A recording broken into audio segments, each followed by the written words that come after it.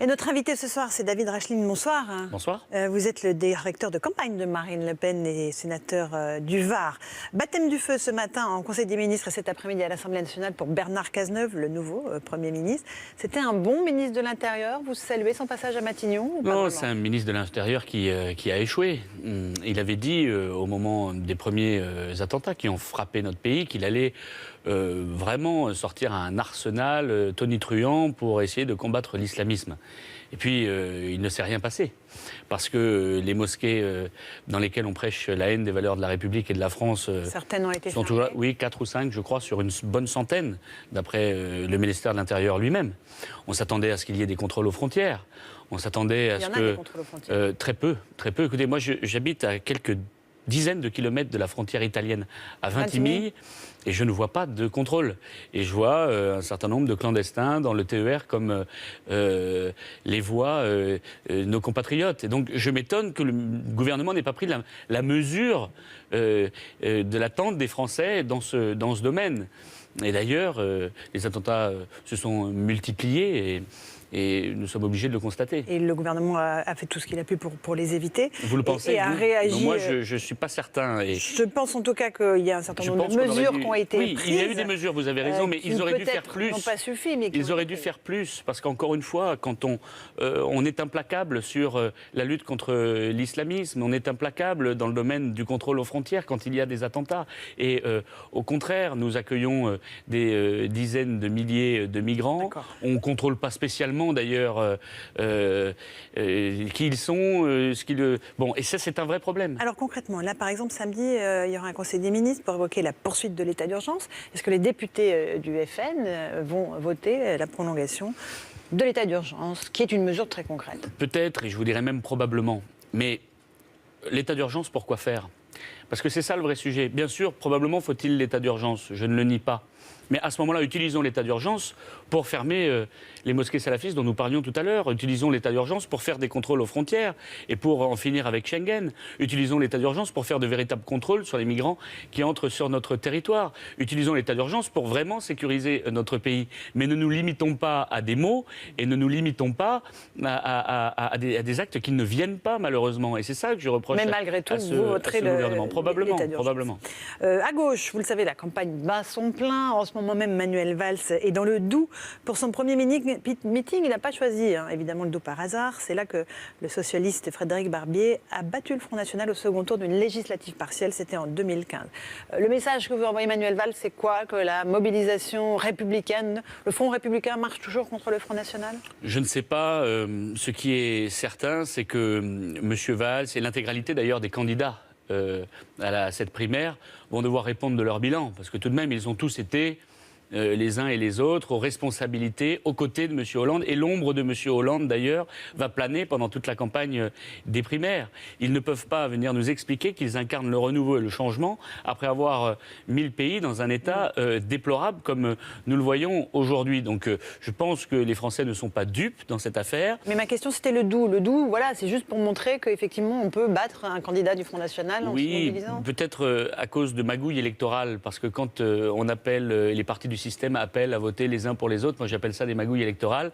Lorsqu'il y a magouille électorale, parfois ça fonctionne. Les électeurs votent librement en même temps ça fonctionne, dans notre pays. Ça fonctionne de moins en moins bien, oui, mais alors qu'ils ne nous expliquent pas qu'ils sont différents. Parce que les élections régionales, ils nous ont expliqué pendant une première partie de la campagne qu'ils étaient différents pour s'allier les uns aux autres, comme ils le font d'ailleurs à chaque fois qu'ils sont en difficulté, en nous disant que finalement, ils pensaient exactement la même chose et qu'ils pouvaient faire alliance. Bon, ça pose un problème de fond, c'est pour ça que cette campagne présidentielle, ça va être simple, ça va être les patriotes d'un côté, les mondialistes de l'autre, parce que les mondialistes entre eux sont d'accord surtout, que ce soit M. Valls, M. Fillon, un autre Premier ministre, tiens, c'est le combat des doublures, ils sont c'est les éléments de langage de Marine Le Pen, effectivement. C'est pas un adversaire plus coriace, Manuel Valls, que Arnaud Montebourg ou Benoît Hamon? Moi, je crois sincèrement qu'il est affecté par ce bilan catastrophique qu'est le sien et qui est celui de M. Hollande. Donc il aura beau, comme ils le font à chaque fois en période de campagne d'ailleurs, il bombe un peu le torse, il montre un peu les muscles, mais pourquoi au final? Vous avez vu son bilan, comment peut-il imaginer apparaître aux yeux des Français comme étant le candidat du renouveau quand on a le bilan qui est le sien, idem pour M. Fillon d'ailleurs. Et M. Payon, Vincent Payon, peut-être candidat lui aussi C'est pareil, il a été le ministre qui a contribué contribué largement à détruire l'éducation nationale dans la forme que nous la défendons, avec l'autorité à l'école, avec un certain nombre de besoins qui ne sont pas aujourd'hui ceux qu'a appliqué le gouvernement aux responsabilités. Donc moi, je suis assez épaté et très honnêtement, on ne tire pas sur une ambulance, donc on va les laisser faire. Et puis, rappelons encore une fois que lors de la primaire, ils nous ont sorti François Hollande. Donc, je crains qu'il y ait encore pire, peut-être, que François Hollande. Est-ce que vous allez inciter les militants du FN à aller voter à cette primaire de la Non, ça n'est pas notre affaire, comme je vous le disais, et nous allons les laisser discuter entre eux, débattre. Mais je ne vois pas, encore une fois, profondément de différence de fond entre ce qu'a produit le gouvernement de François Hollande et de M. Valls et les candidatures qui émergent aujourd'hui. Allez, parlons du Front National. Vous êtes le directeur de campagne, je le disais, de Marine Le Pen. Il y a des divisions aussi au sein du FN. On a vu aujourd'hui monter une polémique entre Marion Maréchal Le Pen et Florian Philippot. Ce dernier ayant qualifié Marion Maréchal Le Pen de seule et isolée concernant le déremboursement total de l'IVG. Mais non. Alors, il y a pas mal d'élus du FN qui ont repris sur Twitter le hashtag soutenez Marion Maréchal Le Pen, qui n'est ni isolée ni seule. Voilà, vous l'avez ici, Hervé de Lépinot, il y en a d'autres.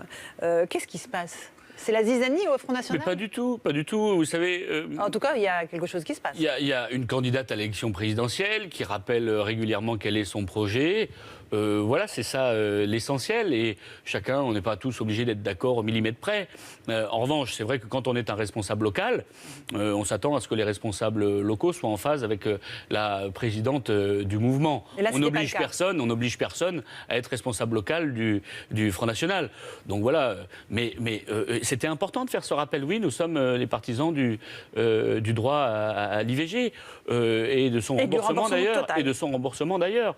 Voilà, ça a été dit. C'est la ligne politique. En 2012, ce n'était pas le cas. Est-ce qu'elle s'est appuyée là-dessus, Marion Maréchal Le Pen ? C'est la ligne politique que nous allons défendre en 2017, année. OK. Et en 2012, Marine Le Pen, mais elle n'a pas changé d'avis, Marine Le Pen. Et Marine a toujours dit, y compris en 2012, qu'elle était partisane de ce droit à l'IVG. Elle avait. Bien sûr, mais je vous parle de remboursement. Et effectivement, il y avait eu un certain nombre de commentaires faits sur la problématique du remboursement. Et je crois qu'il était important de rappeler quelle était sa vision. Sa vision, c'est non seulement le droit, mais aussi le remboursement. Au moins, c'est clair. Donc elle est isolée, Marion Maréchal Le Pen. Je ne sais pas si elle est isolée, peu importe. Enfin, c'est pas le sujet. Notre sujet à nous, je vais vous le dire, c'est la rencontre entre Marine et le peuple français. Nous souhaitons convaincre les Français, et ce sera évidemment sur le projet de Marine. Vous aurez besoin de tout le monde, et notamment de Marion Maréchal Le Pen. Évidemment que tous les Est-ce qu'elle aura sa place élus, dans le dispositif de campagne ? Parce qu'elle n'était pas là sur la photo de famille. Parce qu'elle avait un voyage prévu depuis bien longtemps. Oui. Elle est évidemment membre de notre conseil stratégique qui élabore la stratégie de notre campagne. Donc pas de difficulté, vous inquiétez pas pour nous. Et puis quand je vois franchement ce qui se passe dans les autres mouvements politiques, quand je vois les responsables de l'AFP, enfin le journaliste de l'AFP compter les tweets pour ou contre les uns et les autres, franchement je trouve pas ça très sérieux, très honnêtement. Mais pourquoi est-ce qu'elle a pris ce thème-là, Marion Maréchal Le Pen ? C'est quelque chose qui lui tient à cœur, et visiblement qui tient à cœur à un certain nombre de militants aussi du FN, non ? Moi je crois pas.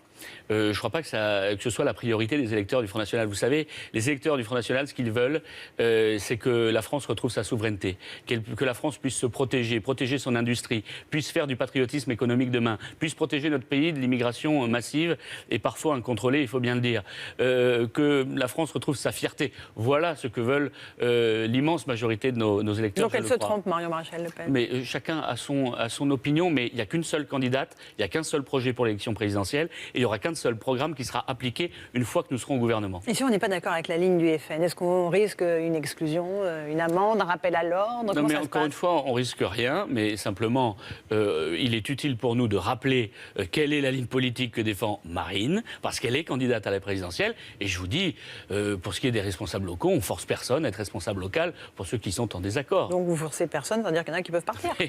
J'ai été clair, je pense. Oui, je crois très clair. Le Sénat vient d'adopter le texte pénalisant les sites de désinformation, toujours sur l'IVG. Est-ce que vous l'avez voté ? Non, j'ai voté contre parce que je suis partisan de la liberté d'expression. Et s'il y a des bêtises qui doivent être dites sur Internet, et il y en a un certain nombre, incontestablement, eh bien, il faut les combattre. Il faut que les associations diverses jouent leur rôle et rappellent quelle est la réalité. Mais imaginez demain que dans ma commune de Fréjus, j'interdise à mes opposants de s'exprimer, ou que demain au gouvernement, nous interdisions ceux qui sont favorables, par exemple, à ce que la France reste dans l'Union européenne, de s'exprimer. Ça n'aurait aucun sens. Donc le droit à la liberté d'expression, chacun a le droit de s'exprimer, je le pense, mais en même temps, quand il y a des bêtises de dites, je vous le dis aussi de manière claire, il faut les combattre. Un mot de Gilbert Collard qui, lui, alors, est en désaccord sur la tenue d'une primaire au FN à l'avenir. Pourquoi est-ce que vous êtes en désaccord avec lui? Comment voulez-vous qu'on ait une primaire dans 5 ans, alors que Marine Le Pen sera présidente de la République et que nous allons batailler pour qu'elle soit réélue? Cette primaire n'a donc pas de sens. Non, mais même si par hasard, elle n'était pas élue en 2017, alors, si par hasard, elle n'était pas élue, sacrifier au rite de la primaire que les Républicains ont adopté? Si elle n'était pas élue, moi, ce que je crois, c'est qu'on fait des primaires quand on n'a pas de leader. Nous avons un leader naturel. Et notre primaire, c'est l'élection à la présidence du mouvement. Et très objectivement... Avec combien de pourcents elle a été élue la dernière fois? Avec un pourcentage très important. 90? Et je sais pas. Mais ça veut dire quoi? Ça veut dire que nous avons un leader naturel. Nous sommes rassemblés derrière le bureau politique, les militants, tout le monde. Et donc, il n'y a pas une oreille qui y passe, hein? Mais si, mais regardez, il y a plein de personnalités qui émergent. Vous connaissez Florian, vous connaissez Nicolas Bay, vous connaissez Marion. Il y a énormément de gens autour de nous. Et d'autant plus dans cette campagne d'ailleurs. Pour autant, elle est la candidate, elle a su rassembler derrière elle, elle a su faire de ce mouvement politique le premier mouvement politique de France, et elle a obtenu des résultats aux élections régionales qui sont spectaculaires. Pourquoi voulez-vous qu'on change de candidate? Est-ce que vous êtes inquiet de Robert Ménard, le maire de Béziers, qui affirme et affiche sa sympathie pour François Fillon? Il dit qu'il s'est engueulé, je cite ces mots, avec Marine Le Pen à ce sujet-là. Vous lui dites quoi? Non, mais je lui dis rien, parce que M. Ménard n'est pas au Front National, donc si vous voulez, il pense ce qu'il veut, mais je crois savoir qu'il a appelé à voter pour Marine Le Pen. C'est donc qu'il a plus d'accord avec Marine qu'avec quelques autres candidats. Alors, sur le déroulé de la campagne, expliquez-nous quel est le calendrier de Marine Le Pen qui continue ses réunions thématiques. Oui, nous travaillons sur le fond. Nous avons fait beaucoup de réunions programmatiques. Nous avons présenté des projets avec les collectifs issus du Rassemblement Bleu Marine sur tous les sujets, l'écologie, les banlieues, l'économie, la vie économique et sociale, les personnes âgées, énormément de sujets. Cela permet de construire aussi le projet qui est celui de Marine et qui sera présenté d'ailleurs les 4 et 5 février à Lyon, dans le cadre d'assises présidentielles. D'ici là, c'est là que démarrera la campagne C'est là que nous allons atteindre notre rythme de croisière. D'ici là, la campagne va monter en puissance, en effet. Marine sera sur le terrain au mois de janvier de manière extrêmement régulière. Elle l'est déjà d'ailleurs. Elle va prendre la parole. C'est le cas aujourd'hui, ces jours-ci. Voilà, donc la campagne monte en puissance. Et côté des parrainages, où est-ce que vous en êtes? Sur les mêmes difficultés qu'en 2012? Du côté des parrainages, vous savez, nous avons évidemment moins de difficultés, mais nous restons mobilisés parce qu'il y a encore du travail. Mais nous sommes très enthousiastes parce que nous allons pouvoir confronter nos projets et notre projet à celui de M. Fillon qui pourrait être un désastre absolu pour notre pays. Et donc, nous sommes impatients même d'en découdre avec lui. Oui, tout à fait. Merci beaucoup, David Rachline, d'être venu ce soir. Merci à vous. Dans un instant, la météo et le journal sur RIA. À tout de suite.